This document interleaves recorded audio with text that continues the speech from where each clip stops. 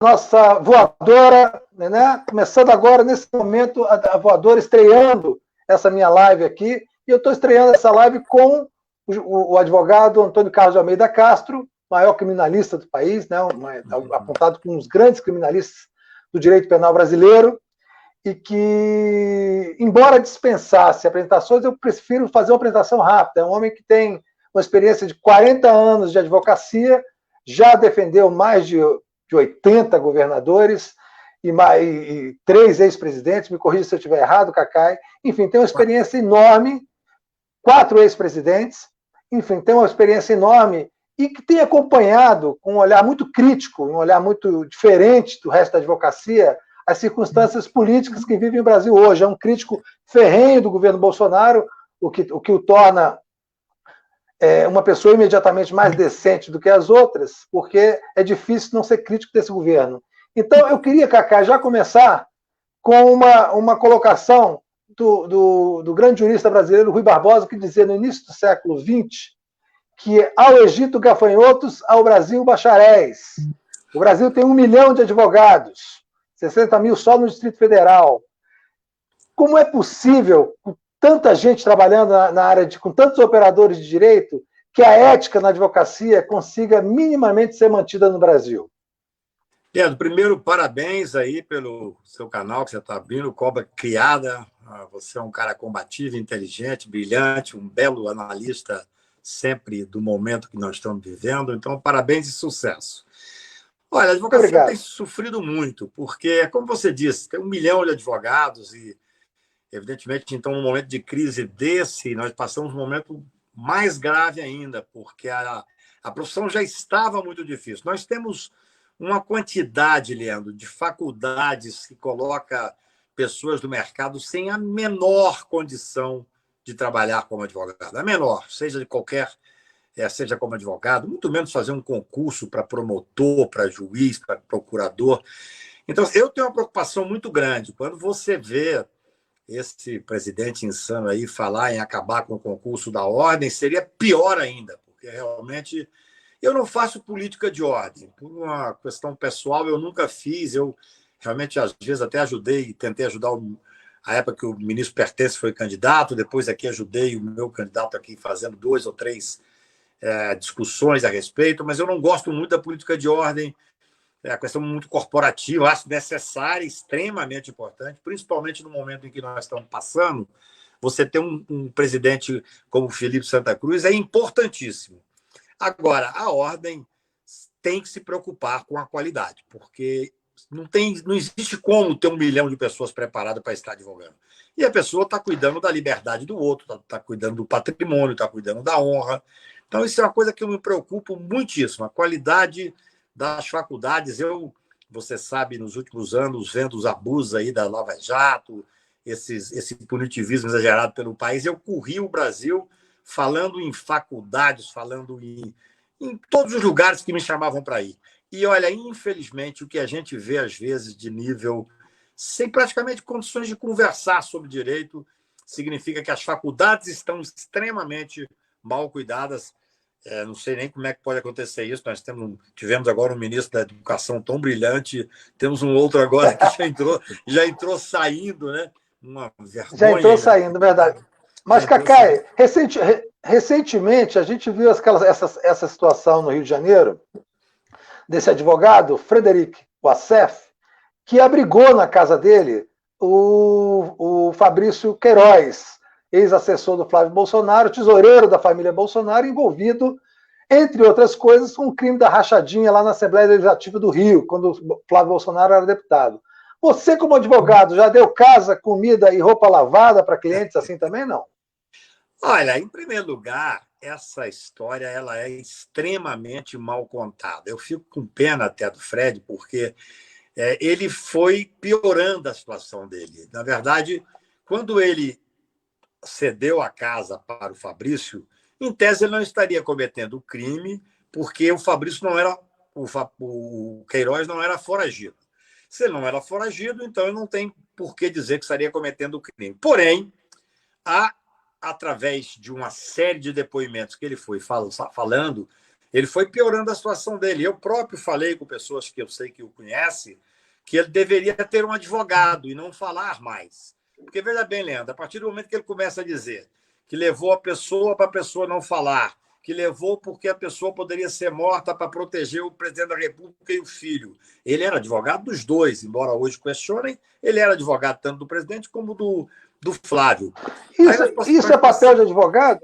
Não, além de não ser papel do advogado, nós tem que ter uma preocupação que tem que ser esclarecida, tem que dar para ele o benefício da dúvida, mas tem que ser esclarecida, e para isso ele tem que ter uma história com começo, meio e fim, que é por que ele estava trazendo essa pessoa sob a responsabilidade dele. Inclusive, pelo que está dizendo a mídia, pagando uma série de questões relativas a ela.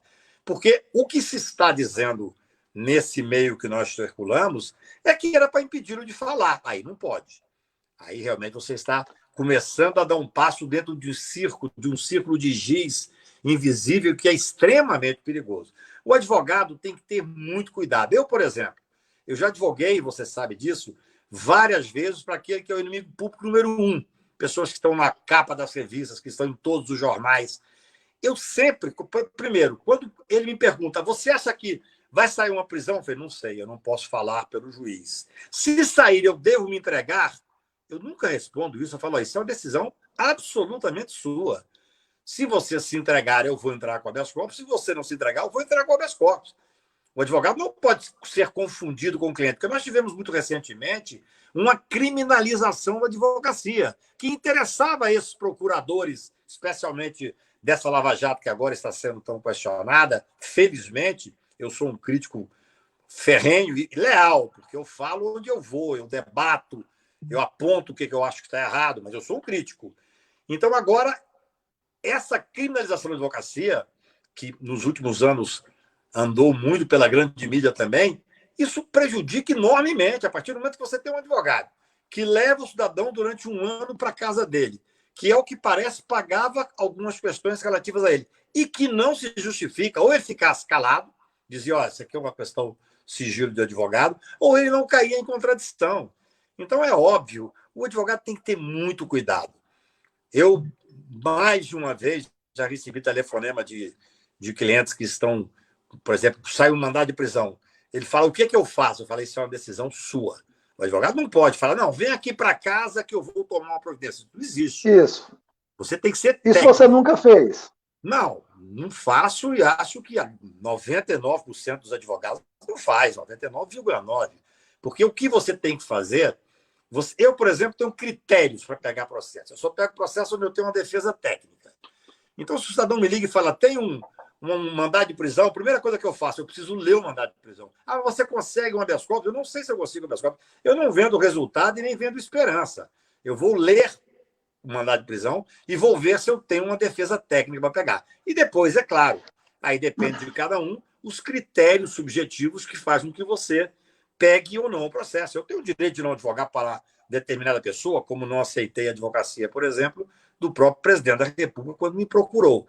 Mas eu não critico quem aceita, isso absolutamente, é um direito do advogado aceitar. Agora... Cacá, de falar nisso, desculpa interromper você, porque na campanha eleitoral você foi procurado por Jair Bolsonaro e Flávio Bolsonaro para advogar para eles e não aceitou. Por que você não aceitou? Olha, eu não quero fazer uma crítica. Hoje eu faço críticas muito duras em relação a ele, embora eu há 2 anos atrás, 1 ano e meio atrás, me pediram para escrever até sobre o impeachment, eu não quis escrever, porque eu acho que quem ganha tem que governar. Eu sou um democrata, eu acho que é assim que funciona. Hoje não. Hoje, evidentemente, tendo em vista essa política genocida, ou essa não política, absurdo, politização do vírus que ele fez, hoje eu sou um crítico, acho que nós temos que tirá-lo da presidência através dos meios institucionais. Quando ele me procurou, um amigo comum ligou, não disse que era ele, combinamos de encontrar no meu restaurante aqui no Piantas, quando eu cheguei era ele, e ele estava com um dos filhos. Eu tenho muita dificuldade de identificar qual dos 3, para mim é quase um só ali. E aí, quando ele começou a colocar a questão, que era aquele processo da Maria do Rosário, eu disse a ele de imediato, falei, olha, deputado, ele era ainda candidato, eu não advogarei para o senhor, então é melhor que o senhor nem precise expor absolutamente nada para não causar um constrangimento. Ele perguntou por quê, eu falei, olha, isso é uma questão pessoal. Eu para pegar uma causa, Leandro, além de ter uma defesa técnica, eu tenho que poder me apaixonar pela causa visceralmente, pela defesa.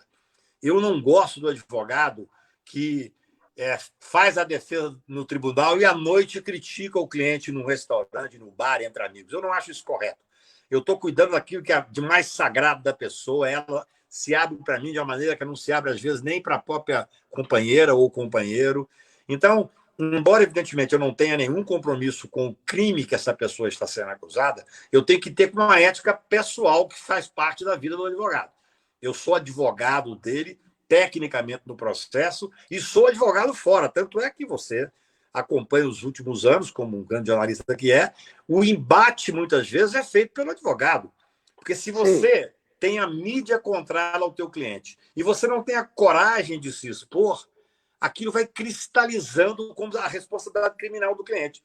Então, às vezes, eu sou, todo dia, saiu uma matéria até bem feita, muito bem feita, mas era assim, o anti-herói da Lava Jato. Eu não tenho interesse em ser anti-herói, mas eu tenho que ter a coragem de fazer a defesa plena do cliente. E eu, evidentemente, não teria nenhuma condição de fazer uma defesa desse senhor que se revelou depois um genocida, um homem... Na verdade, ele não mentiu para o povo brasileiro. Na campanha, ele disse exatamente o que ele era. E teve 57 milhões de votos. Eu tenho que respeitar os eleitores dele. Só que hoje a situação é muito dramática. Nós viramos páreo internacional. O Brasil hoje acabou de sair a determinação da Comunidade Europeia. Os brasileiros não podem entrar na Europa, tendo em vista o grau de desgoverno absoluto. Olha, Leandro, eu tenho um compromisso, tenho clientes, tenho amigos, tenho casa fora do Brasil e viajo com alguma frequência, especialmente para Paris e Portugal, tenho clientes por ali. E antes tinha uma certa ridicularização do Brasil, porque ele é muito tacanho, é um homem realmente muitíssimo limitado. Mas esse tipo de ridicularização ficava ou num restaurante, ou numa biblioteca. Numa mesa de bar, né? Hoje é completamente diferente. Hoje é uma ridicularização grave, porque há uma certa humilhação. As pessoas perguntam, Cacai, o que aconteceu com o Brasil? Então, isso é muito grave. Cacai. Eu acho que o advogado tem que ter, Leandro, a dimensão do trabalho que ele faz. Ele tem que ter a dimensão de quem ele representa. Eu já advoguei para a presidência da República, para vários governadores, e às vezes a imprensa contrária, mas eu acho que é importante que você dê dignidade ao cargo. Tem que dar dignidade. É isso que eu queria lhe perguntar uma coisa, dar uma voadora. Você é um homem de esquerda, ou pelo menos é um homem que tem posições de esquerda, sempre se colocou assim, e se não me falha a memória, você sempre votou no Lula, votou no Haddad na última eleição. No entanto, você teve clientes que são absolutamente antagônicos ao pensamento de esquerda, clientes de direita, pessoas que foram ligadas, se não à ditadura, à herança da ditadura. Do ponto de vista da relação cliente com advogado, a questão ideológica nunca conta? Para mim, não conta. É o que eu te disse.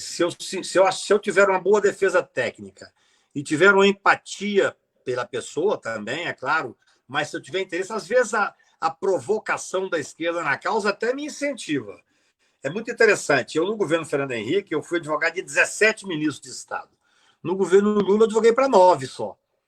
Eu tenho mais facilidade, talvez, mais trânsito com direita, centro-direita e tal. Por exemplo, eu fui advogado do ACM. Era uma figura absolutamente fantástica de conviver, inteligente, conhecia a história do Brasil. Tinha métodos que eu sentava com ele e questionava os métodos, e brincando, e com muito respeito. Me tornei amigo dele ao final. Então, eu não tenho essa questão ideológica, embora a imprensa muitas vezes me rotule como sendo uma pessoa... Por exemplo, talvez o grande caso dos últimos tempos que eu me dediquei mais foi a ação direta de constitucionalidade da presunção de inocência, a 43, Sim. que eu fui o primeiro a entrar, depois o OAB entrou e o PCdoB entrou.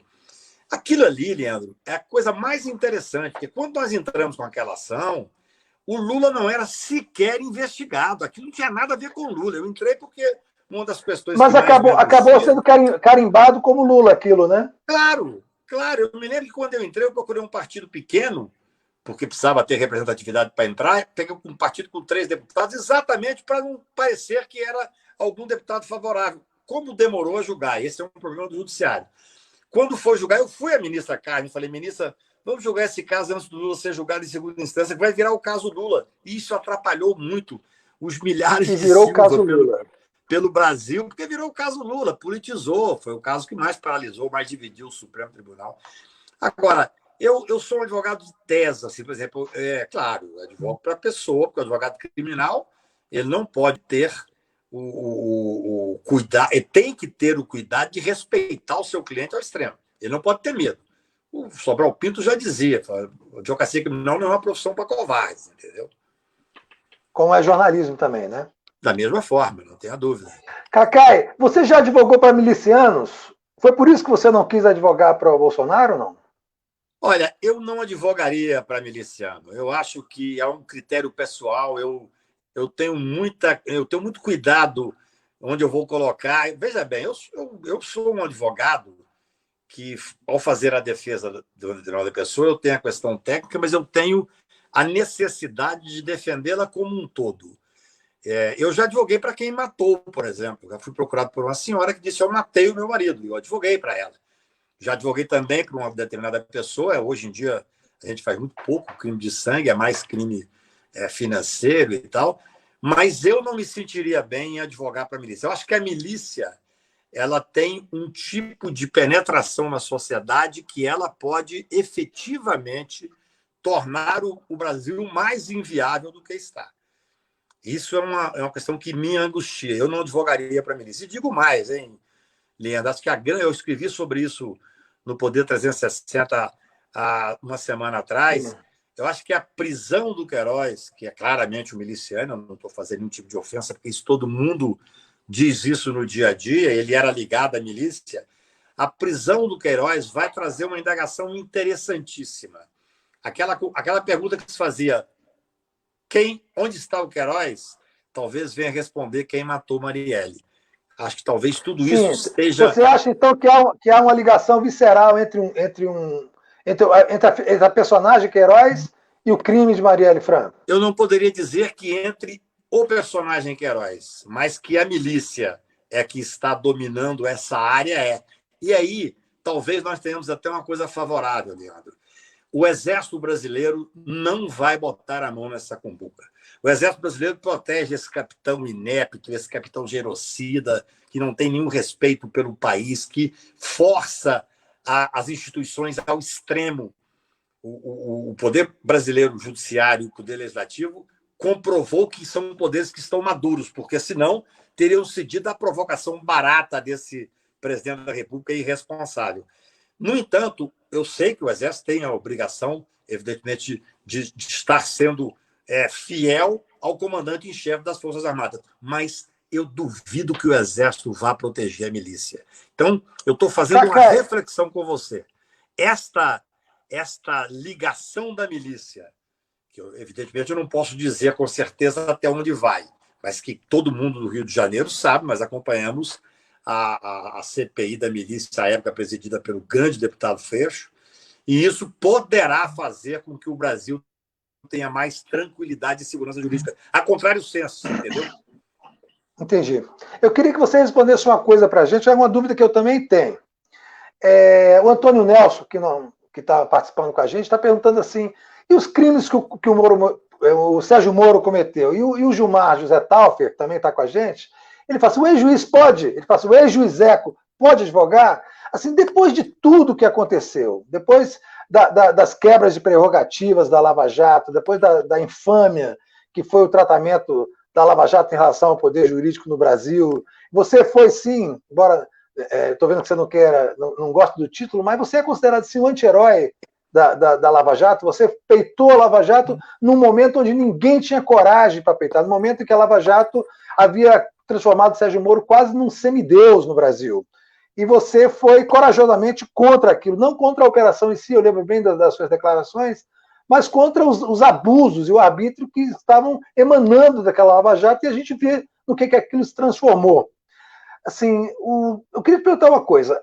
Você acha que o Sérgio Moro tem condição, depois de tudo que aconteceu, depois de ter participado desse governo de dementes, né, desse governo de genocidas, depois de ter participado da prisão do ex-presidente Lula, que garantiu a eleição do Jair Bolsonaro, ele tem condição de se tornar um advogado hoje no Brasil? Ele pode?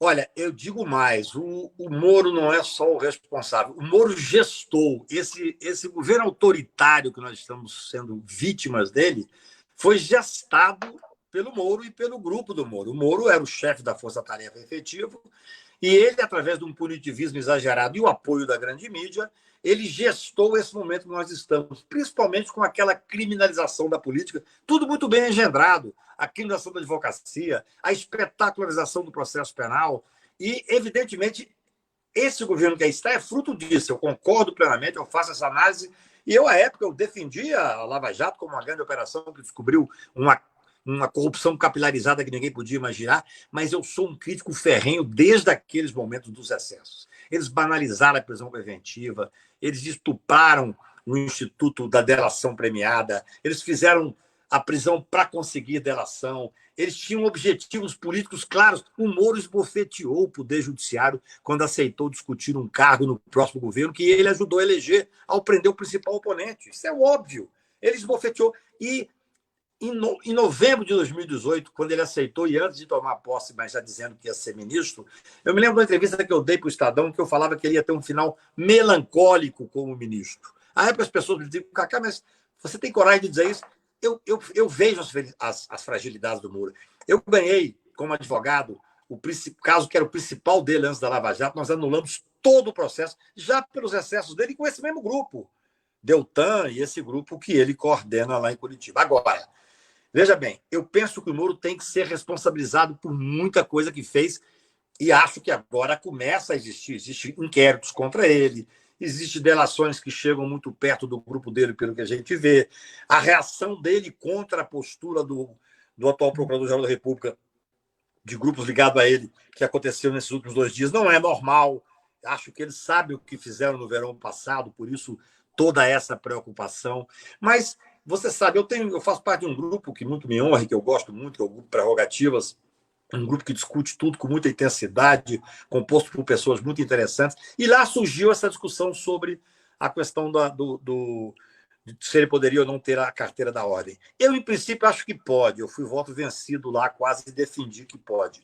Porque eu penso que nós não podemos deixar de dar para aquelas pessoas que nós menos prezamos, que nós até desrespeitamos sob o aspecto intelectual, sob o aspecto ético, mas nós temos que dar para eles todos os direitos que eles não deram, às vezes, para aquelas pessoas que eles eram responsáveis. Por exemplo, o Moro.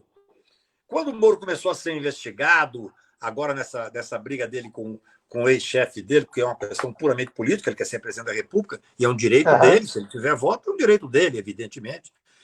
Quando ele começou, me lembro que o advogado dele disse: nós precisamos colocar aqui paridade de armas. O Moro pedindo paridade de armas. Paridade de armas, exatamente. É inacreditável. Um juiz que era um juiz autoritário, um juiz que passava por cima dos direitos, não só dos advogados, mas especialmente dos réus, que tinha um Código de Processo Penal próprio de Curitiba, com uma jurisdição nacional. Então, assim, eu quero dar a esse cidadão, Leandro, tudo que ele não deu aos réus quando ele fazia jogo político. Tudo. Eu quero que ele tenha o direito à paridade de armas, sim, que ele tenha o direito à ampla defesa e que ele tenha aquilo que ele disse num grupo pequeno, e eu fiquei sabendo, a maior derrota dele no Brasil foi a presunção de inocência, que ele fez tudo para que não passasse no Supremo Tribunal Federal. E eu quero que a ele seja dado o direito, inclusive, se condenado for, a ser preso só após o trânsito em julgado. Eu não posso ter duas medidas, porque senão eu não terei força para poder fazer esse enfrentamento. Cacai, você acha que ele pode advogar? Você acha que ele tem o direito? Eu acho que sim, mas você acha que depois de tudo isso ele pode ter a cara de pau de virar advogado? Olha, veja bem, eu acredito que se ele se dispuser a pegar a carteira de advogado, ele vai ter uma surpresa, porque essa imagem de que ele tem um grande prestígio, primeiro que ele não sabe direito penal, aqui entre nós. Isso era fácil de ver através... Apesar que eu sempre defendi uma tese, Leandro, que ele nunca quis ser ministro supremo, ele quer ser presidente da República, é um direito dele candidatar. Você acha que o Moro ia ser sentar no plenário do Supremo e discutir direito constitucional com o Celso de Mello, discutir direito com o ministro Marco Aurélio? Ele ia ser massacrado, ele não tem base para isso, entendeu? Agora, se ele tiver a carteira, eu sou contrária, nesse momento, à ordem politizar essa questão, a não ser que haja, por exemplo, existe um procedimento contra ele, pelo que me disseram, porque ele teria, lá em Catanduva, se não me engano, teria feito uma ordem absolutamente ilegal, em onde mandava grampear e ouvir todas as conversas dos presos com os advogados. Dos presos, exato. Então, existe lá um procedimento do Conselho Federal da Ordem. Bem, um procedimento específico, Leandro, pode levar à impossibilidade de dar a carteira para alguém. É diferente. Todos os advogados podem passar por um processo administrativo desse. Mas eu não queria que a discussão se desse assim, não, ele foi um juiz que perseguiu, ele foi um juiz que foi autoritário. Essa discussão, para mim, ela não é boa para a advocacia. Eu acho que é melhor que nós façamos o enfrentamento do caso concreto. Nós temos agora um caso concreto sendo julgado sobre a parcialidade dele. Olha, se tivesse um estudante de primeiro grau começando a querer fazer direito, falando assim, o que é um juiz parcial? Porque o primeiro direito do cidadão é ter direito a um juiz natural e, evidentemente, um juiz imparcial. Pois, então, vocês não é juiz. O caso do Moro, da parcialidade do Moro, é um exemplo clássico, um exemplo absolutamente cristalino, que é a parcialidade dele. Então, é claro, eu acho que nós temos que fazer enfrentamento sempre técnico. Eu penso que o Supremo tem que, o mais urgente possível, julgar a questão da parcialidade dele, e aí será uma coisa grave, porque a ele será imputada a parcialidade e alguns processos onde se comprove o prejuízo, evidentemente, serão nulos, será uma desmoralização. Deixa eu aproveitar e engatar só uma pergunta aqui de um internauta nosso aqui, de um participante, o Renato Almiga, ele pergunta para o Cacá se tem como anular as sentenças do Lula e se poderia também haver anulação da fraude contra o impeachment da Dilma. Existe essa possibilidade? Olha, quanto ao impeachment, eu acredito que não. O impeachment é um processo político-jurídico que tem que ter uma base jurídica. Lá não tinha, porque, evidentemente, todos sabíamos que aquelas pedaradas não eram absolutamente crime de responsabilidade. Agora é o contrário. Outro dia eu participei de uma live interessante e a Beatriz Vargas, que é uma grande professora da UNB, disse assim, tão grave quanto fazer o impeachment quando não há crime de responsabilidade é não fazer quando há. Eu fui pensar sobre isso, porque hoje os crimes de responsabilidade do Bolsonaro são feitos aos borbotões. Quando ele em série, né? Ele é um criminoso em série. Um serial killer ali para... Entendeu? Isso, serial killer, exatamente.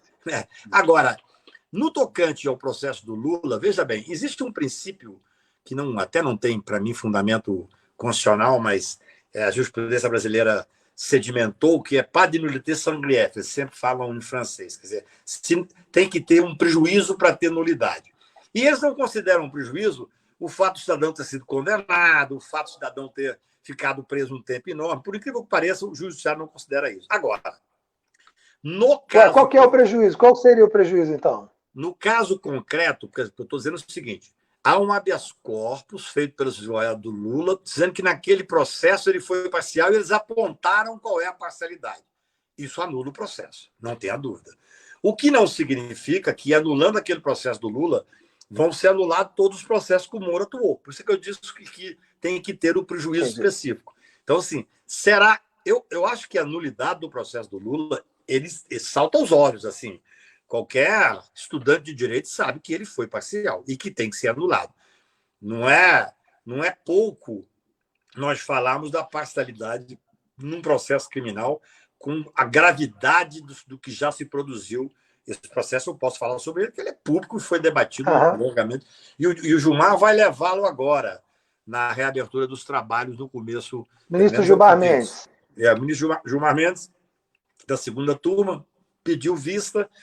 E o que se diz em Brasília é que ele levará no começo do segundo semestre. Sendo julgado, e do meu ponto de vista, considerando a parcialidade e a nulidade, aquele processo é nulo, não tenho dúvida nenhuma. O que eu quero dizer é que as pessoas às vezes criam uma expectativa de que, então nós vamos anular a Lava Jato. Não, ninguém pretende anular a Lava Jato. Não existe uma tese de anular a Lava Jato. Essa discussão ela é, por sinal, até desfavorável as hipóteses técnicas que nós, advogados, levantamos. São os casos concretos aqui. Nesse caso aqui, foi levantado tal questão e o Supremo acolheu, ou o Tribunal Regional acolheu, e há nulidade.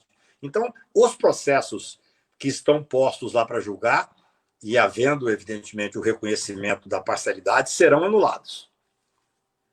Cacá, há casos também na Lava Jato de advogados acusados de arrancar dinheiro de clientes para facilitar nos processos de delação. A gente sabe que a delação, o Instituto da Delação, virou meio que uma indústria dentro da Lava Jato. E isso, assim, no combate à corrupção, acabou que a gente teve casos de corrupção de advogados.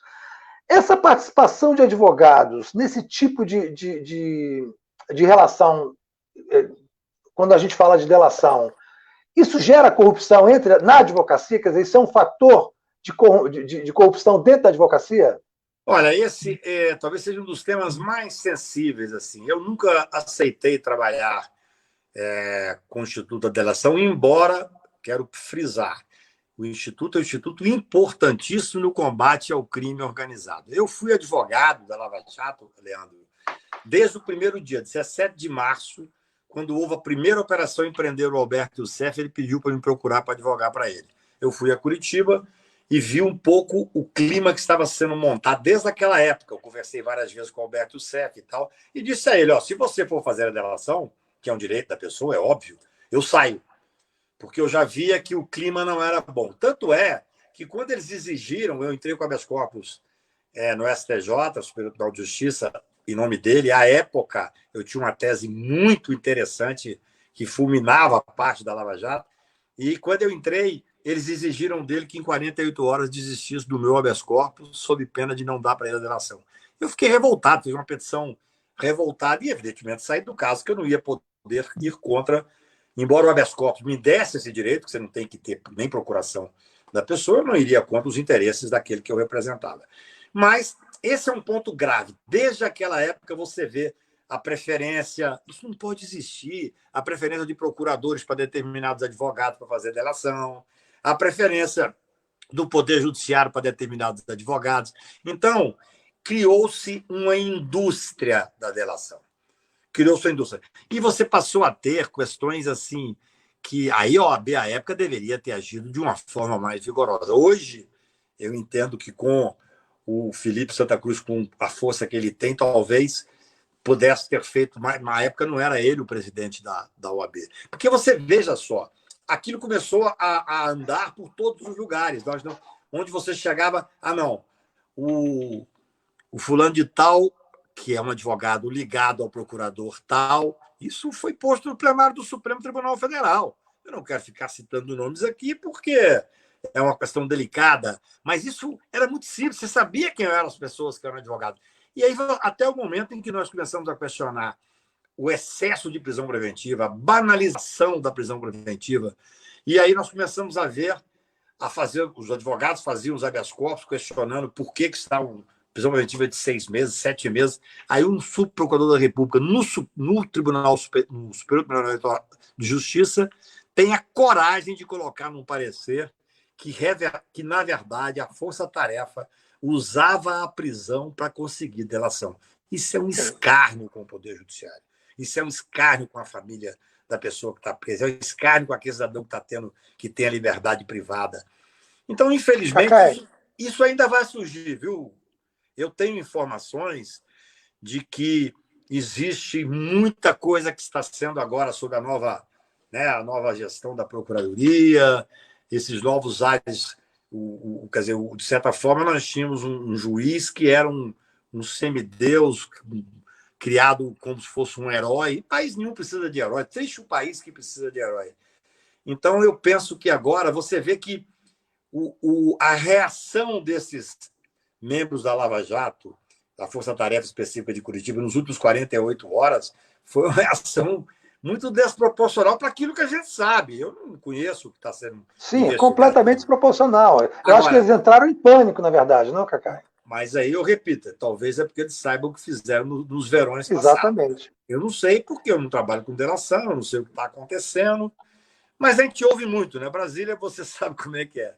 Brasília, Cacá, eu queria primeiro te perguntar uma coisa. Você tinha uma fama, né, pela sua competência, e pela sua vivência em Brasília, de ter uma relação muito próxima de ministros dos tribunais superiores. Eles criaram até um termo, se não me engano, chamava embargos auriculares, que era a sua capacidade de conversar e convencer.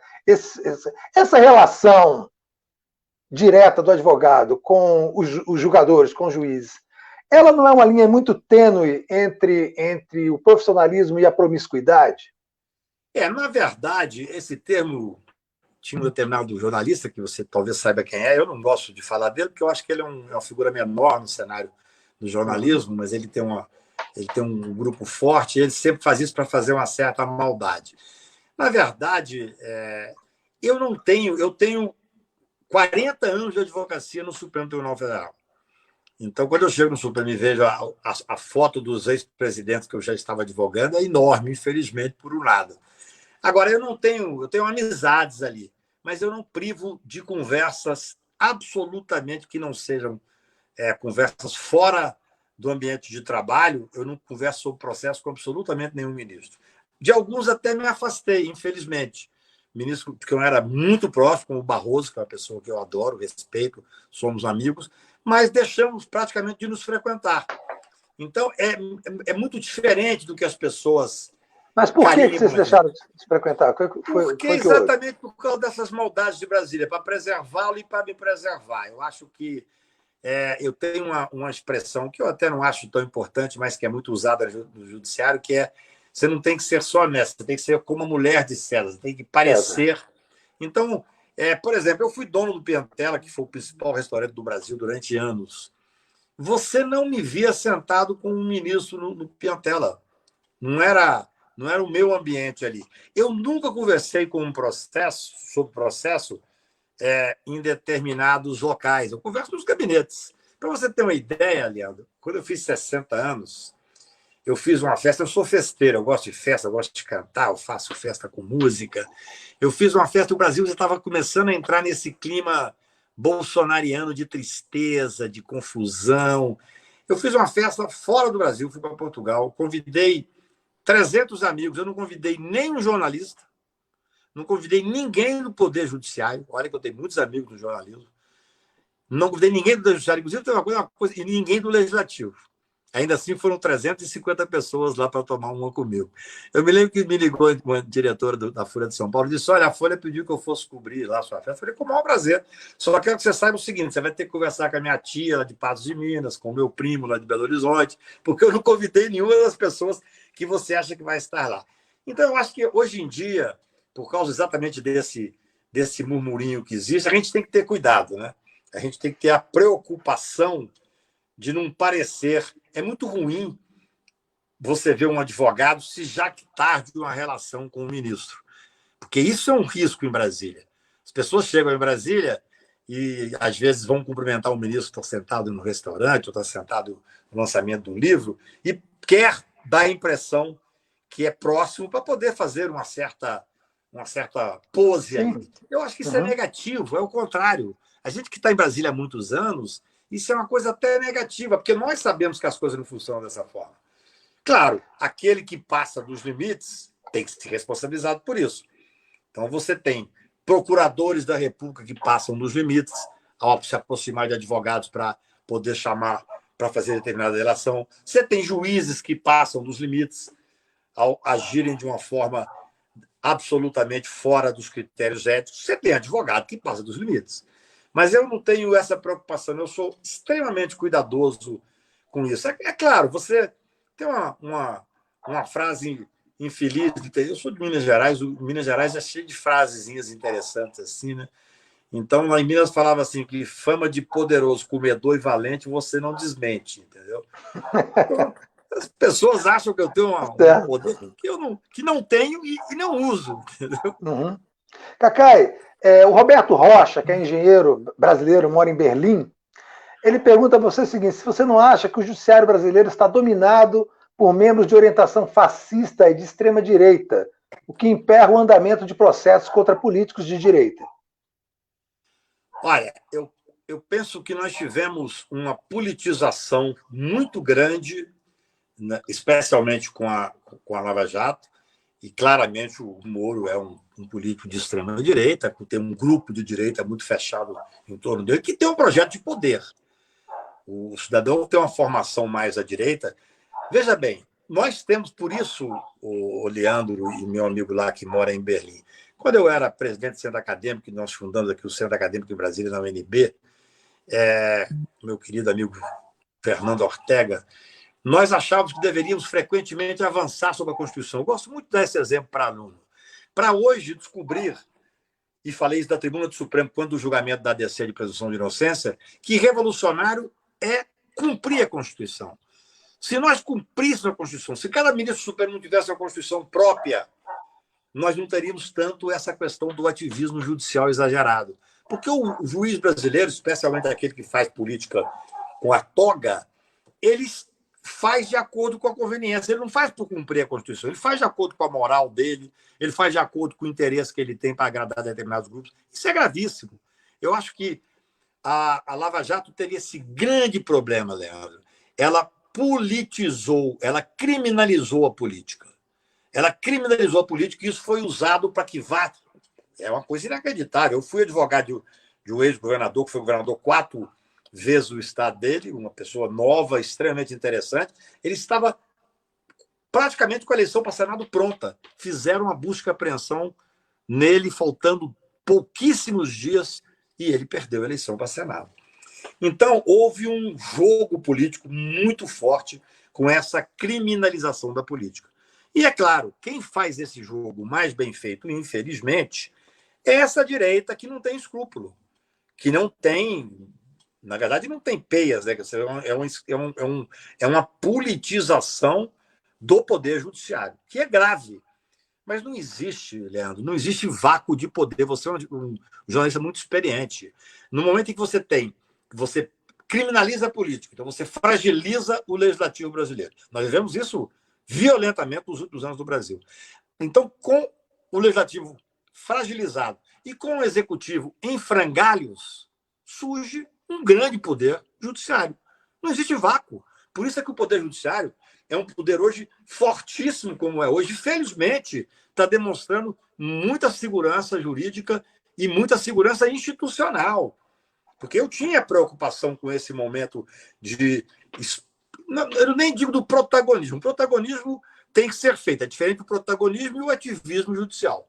O protagonismo é interessante. Eu vejo, às vezes, um senador, sou muito advogado de senadores por aí, presidentes, ex-presidentes, conversando, às vezes, politicamente, eles falam: mas existe um protagonismo muito grande do Poder Judiciário. Eu falo: mas vocês é que procuram o judiciário para tudo. Tem uma discussão entre 2 partidos, aquele que perde vai e judicializa.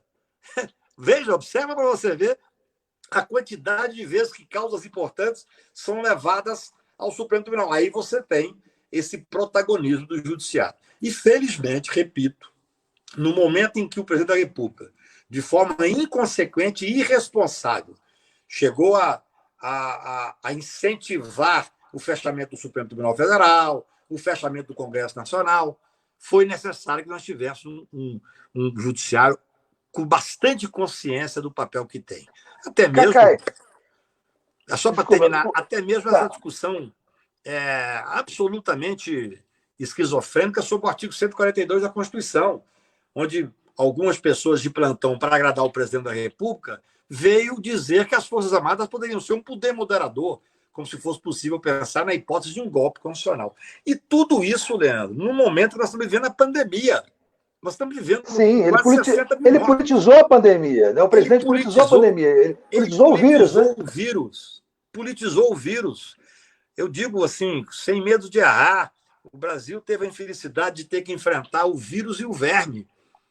Infelizmente. Com certeza. Porque nós estamos tendo que discutir isso, sendo que nós tínhamos que estar com todos os nossos esforços voltados para a pandemia, para o enfrentamento da pandemia. Agora nós estamos vivendo um momento de recrudescimento. Eu queria aproveitar e pegar uma pergunta aqui da Maria Fernanda Diniz. Será que existe uma brecha jurídica, não política, uma brecha jurídica para tirar o Bolsonaro do poder? Quer dizer, se for comprovada, por exemplo, a ligação dele com a milícia, essa é uma brecha jurídica para tirá-lo do poder? Existem 3 hipóteses para tirá-lo do poder de forma institucional dentro da Constituição. Um impeachment, que hoje não tem condições para tal, porque o Centrão está dominando completamente o governo, quer dizer, é muito difícil. Os especialistas em impeachment e tal, em Congresso, dizem que se o presidente tiver até 17%, 18%, o impeachment é difícil de passar, tem que ser abaixo disso. Ele tem 30% hoje, ele tem o Centrão do lado dele. É claro que o Centrão é o Centrão que nós conhecemos. Se de repente tem um escândalo desse, de milícia e tal, o Centrão muda de lado. Nós tivemos líderes do Centrão que tomaram café da manhã com a Dilma no dia do impeachment e voltou à tarde contra o impeachment. Eu conheço, você também conhece essas histórias. Então, o impeachment é um processo jurídico-político, tem que ter 2/3 para poder passar na Câmara e instalar o impeachment. O processo crime, que depende do Procurador da República, que tem um poder enorme, eu até escrevi também sobre isso recentemente, que é o poder judiciário, é um poder inerte. Agora, eu penso e defendo tecnicamente, hoje eu já vejo outras pessoas defendendo, quando eu comecei a defender, tinha uma certa dúvida disso, que o presidente da República, até por exercer a força simbólica que tem no cargo de presidente, ele comete o crime de pandemia, que é o crime de epidemia. Não poderia ter a presunção do crime de pandemia, que pandemia é uma coisa raríssima. Por quê?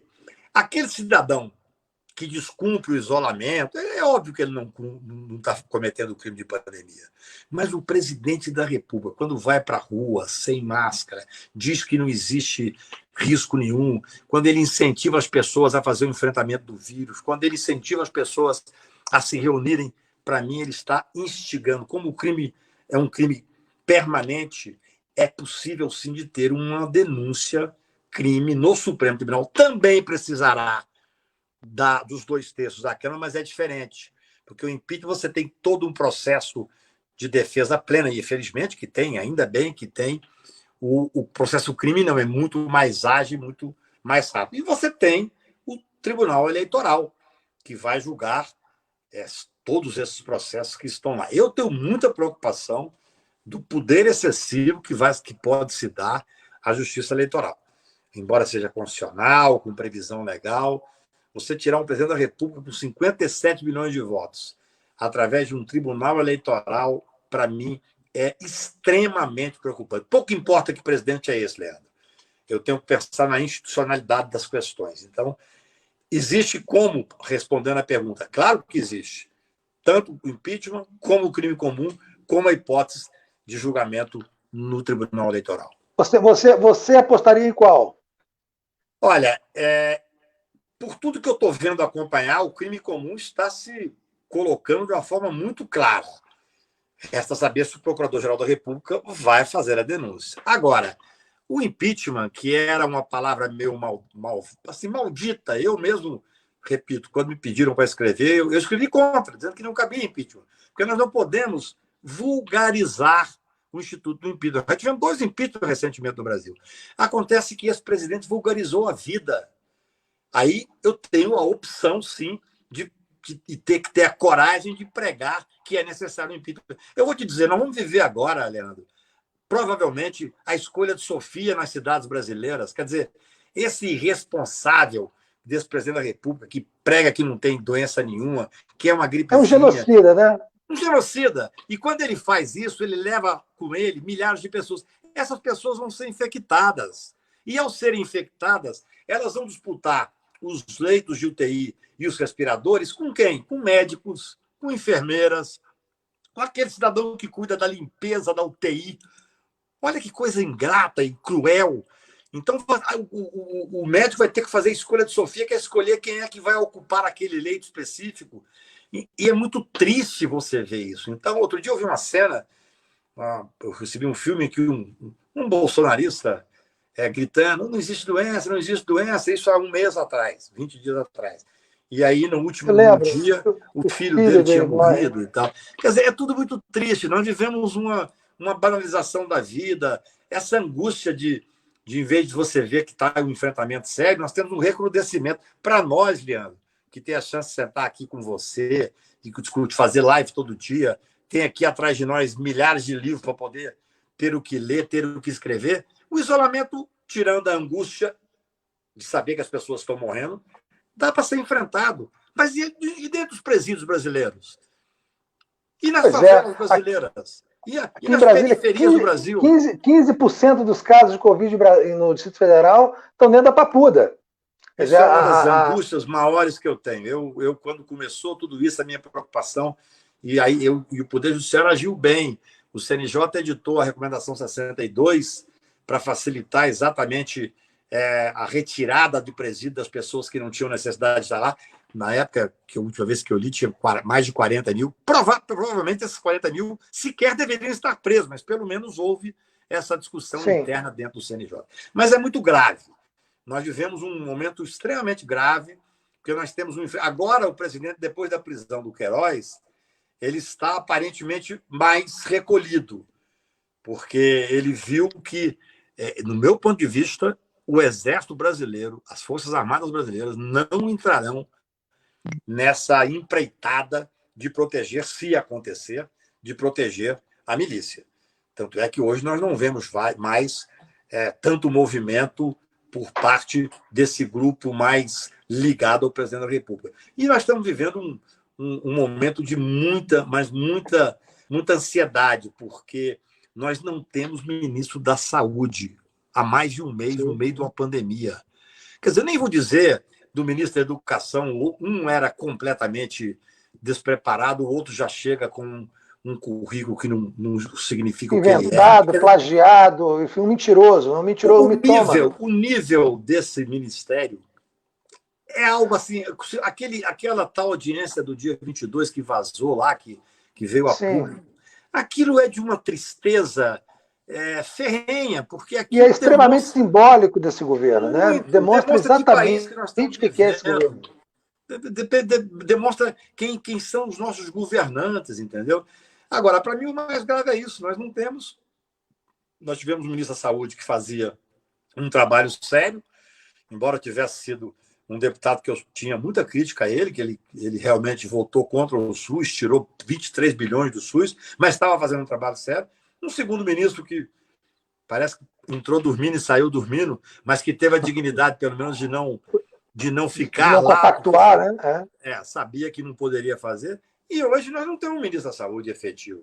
Então, tem um general de logística que não entende absolutamente nada e que está aparelhando o ministério com dezenas de militares, né? Essa é uma outra questão que a sociedade brasileira precisa permanentemente discutir, né? Porque eu respeito imensamente a competência dos militares, mas, é claro, aí é cada um no seu papel, né? Claro. Eu não consigo entender, no momento em que o mundo inteiro prioriza a ciência, nós estamos lidando aqui dessa forma irresponsável com a questão da pandemia. É muito grave, infelizmente é muito grave. Cacá, então vamos terminar aqui a live. Vou te fazer a última pergunta, uma voadora, tá? Um ministro do STF terrivelmente evangélico não será também um ministro terrivelmente parcial e estúpido? Olha, eu tenho muito respeito pelos evangélicos. O problema está no cumprimento da Constituição. A Constituição não coloca como requisito ser terrivelmente evangélico. Tem que ter a competência, o notório saber jurídico e reputação ilibada. Então, pode ser evangélico? Poderá ser evangélico. Agora, se ele for para lá porque é evangélico e para defender as causas ligadas aos evangélicos, será um desastre. Assim, então, nós temos que ter a responsabilidade do que é a indicação para o ministro Supremo. Quer dizer, o ministro Supremo, o requisito está posto na Constituição. Olha, voltando ao assunto que eu disse aqui no meio dessa conversa, que para mim é um prazer enorme, cumprir a Constituição hoje é um ato revolucionário. Quando ele coloca o presidente da República, que é um homem desqualificado, quando ele coloca precisamos de um ministro Supremo terrivelmente evangélico, ele está ofendendo o Supremo, ele está ofendendo os evangélicos e ele está dizendo que não preza, e realmente não preza, aquilo que é o mínimo, que é colocar as pessoas de acordo com a sua competência específica. Por isso ele não tem um ministro da Saúde que seja efetivamente um preparado para a área. Por isso o ministro da Educação dele é uma vergonha internacional. E aí você não pode fazer isso com o Supremo Tribunal Federal. Cacai, muito obrigado, uma honra muito grande, um prazer muito grande conversar contigo, né? Eu tenho certeza que todo mundo que acompanhou também gostou demais. Muito obrigado mesmo. Um grande abraço para você. Obrigado, sucesso aí para o Cobra Criada e vamos nos falando mais. O Brasil precisa de conversas, precisa de discussão e nós precisamos acreditar que vamos sair dessa angústia. Abraço grande, muito obrigado. Um grande abraço, obrigado a você, Cacai. Muito obrigado a todo mundo que participou, que estava aqui, né, participando da estreia aqui da Voadora, Live Sem Frescura. Grande abraço a todo mundo.